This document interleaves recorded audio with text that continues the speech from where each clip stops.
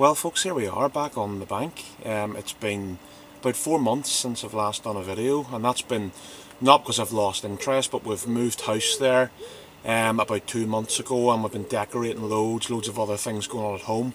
Also, our waters were shut for a long time due to spawning, and also in Ireland, outbreak of CEV, a bit like KHV in the sense that it wipes out lakes, so we were closed for weeks.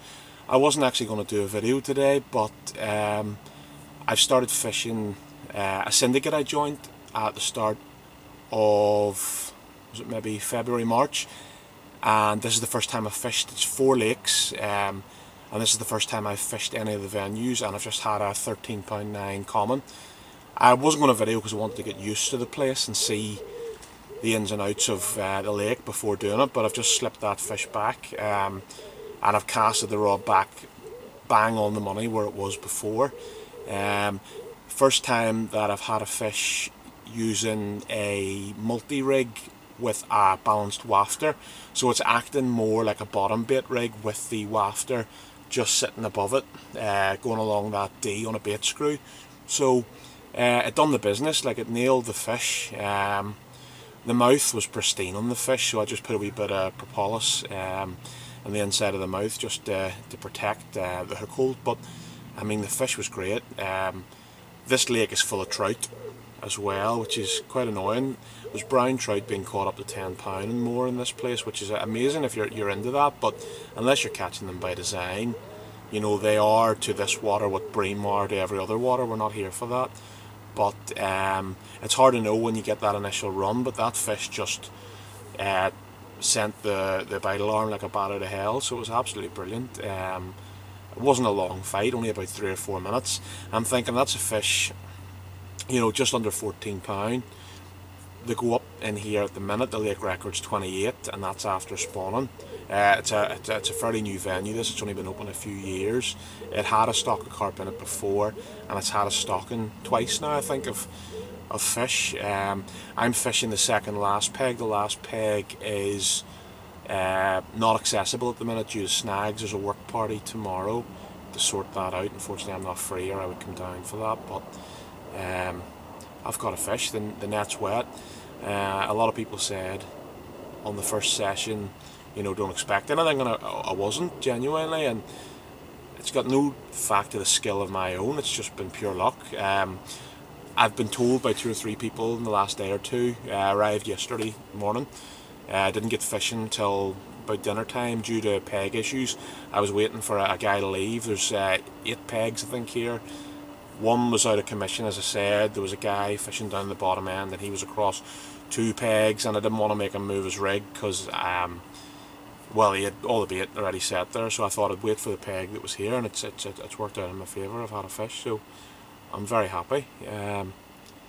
What I'll do in the video is I'll show you the swim, I'll show you the spots, and maybe if I get time with a camera I'll do a walk around the lake. I probably won't have time in this video as I want to get a quick getaway tomorrow. Tomorrow's Friday morning, and I'd be wanting to get away before the weekend boys arrive and get the bevies up. You know, there'll probably be guys arriving to help on the work party, and I want them to be able to get the spots. And the fact that this swim has now produced a fish and the lake has been quite quiet, I'm assuming this peg will be in demand, so I want to make a quick escape. But what I will do is I'll show you the swim that I'm in, and the swim next to me that's closed, and sort of give you a wee visual of the lake. Okay.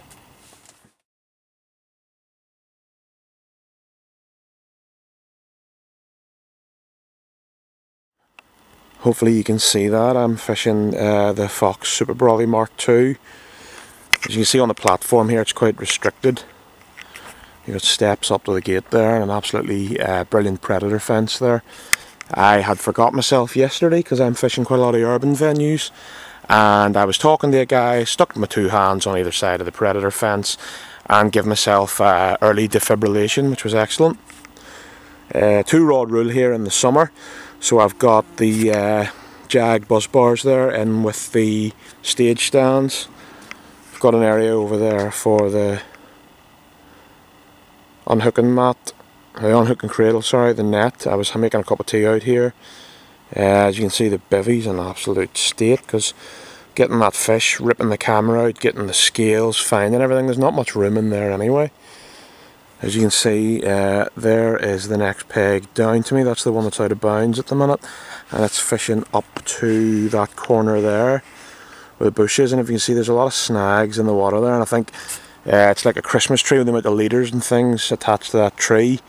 Not that people haven't been fishing safely, locked up. I think they've been very close to the snags, and even being locked up, that stretching the mono and the sinking of the line, that extra, maybe sinking a line, you could have well over a metre a line extra there that you don't realise with it sunk. But that's what's caused that. And then there's the main body of the lake there. As you can see, Scrabble Tower there in the distance, lovely. But it kind of reminds me of the Nash Lakes Royston, because you have a massive big bowl there, and then it narrows out into the channel that I'm in here, and then down to a wee finger of the lake that goes down to no depth at all. I mean, I was down there yesterday and there must have been half the stock of the lake sitting sunning themselves. And at that point, in actual fact, they were on the back of the wind, but it was just because that's where the sun was beating down. It was the shallows, and the fish were just loving it. If you were allowed to fish down there, I'd imagine with a floater rod, you could have had one or two under your belt. There was a interesting fish down, just sitting on its own, wallowing about, and it was well into 20 pounds, maybe even closer to 30. Massive big thing, sitting itself tight to the reed line. And you can see there's fish jumping about there. It's probably trout. I mean, coming right out of the water. They're absolutely huge. You can see the high dam down there. Right, guys. Yeah, so it's a nice spot. First time I've been here. First time that I've been to any of the 4 waters of this venue. So I'm suitably impressed. I mean, they're Biosecurity second to none. They've got their own cradles. They're on their own unhooking mats. Sorry, yeah, they've got their own cradles. They've got their own weigh slings. They've got their own nets. Carp care as well. Propolis. So they're really taking it serious after the kill we had down there in Cork. And I'll maybe into this video show you a bit of footage of that and some of the posts that were put up and fish that we lost. And if you remember from Winter Diaries 2, we were down there fishing the lough in County Cork, one of my favourite places to go, best urban venue in Ireland, but it's now desecrated. There's maybe about 20 or 30 fish still in there that have an immunity to the CEV virus, but again, if it was to be restocked, they'd have to be knocked on the head, because as soon as it was restocked, although they are immune, they'd be carriers, I would imagine. So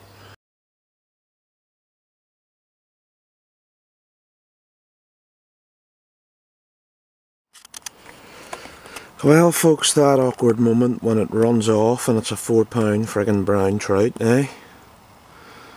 What can you do? Second fish of the evening, what do you call it that, like? I thought I was in the business there because it absolutely tore off. But sure, it keeps us alive.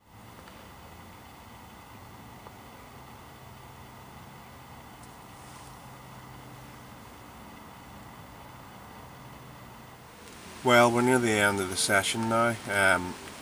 Just giving it another sort of 45 minutes and then I'm going to start packing up.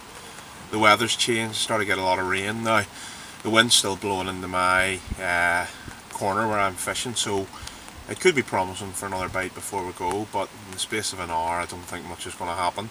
I've ended up with that 13.9 common and 2 brown trout, one about 4.5 pound and one about 3.5 pound, so I'm more than happy with how the sessions went.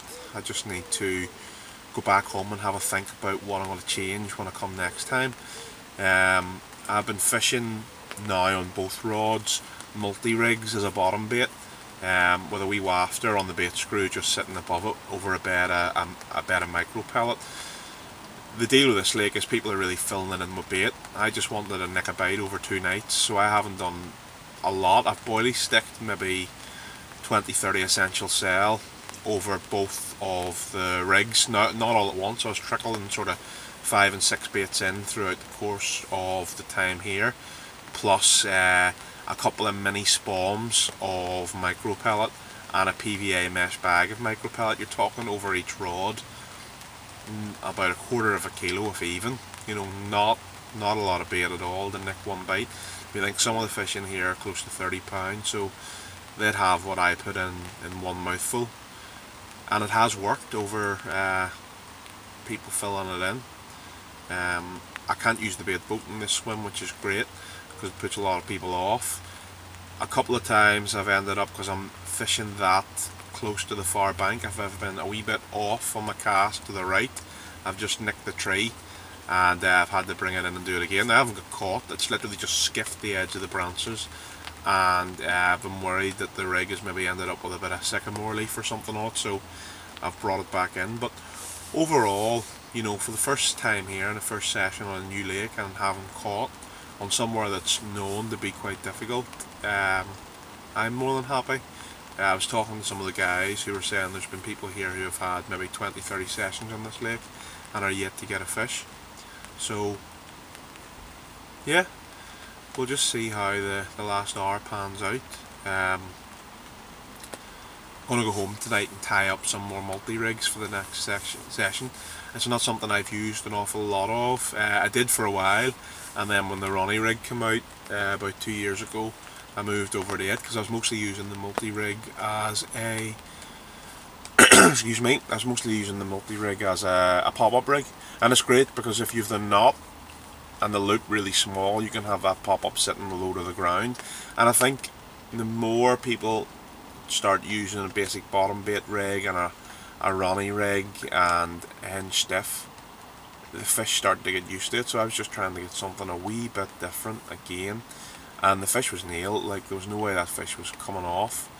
I had a Nash size 6 chatty hook on as the hook of choice, and there's been a bit of controversy with some of the hooks opening up for people, but for me, I mean, I think they're solid as get out, so I couldn't be more than happy with the hooks.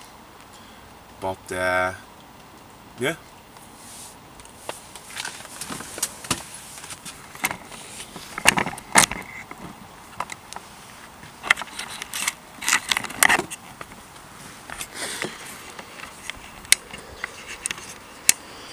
I'll just show you where I'm actually fishing.